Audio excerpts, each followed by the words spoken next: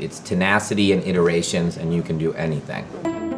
He is a true master of suspense, a trailblazing filmmaker who has surprised and delighted us with the arc of a great story and a twist we never saw coming. I just have to create the unknown. That's it. His success has been massive. $1 billion at the box office. Today, M. Night Shyamalan is taking me to his favorite restaurant in the world. Over to Die for Gnocchi. And now we're going to eat this meal in real time with no words.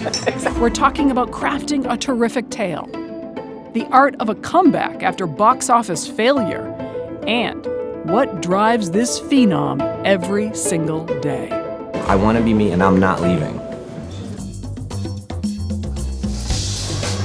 What's better in life than a bottle of wine, great food, and an amazing conversation?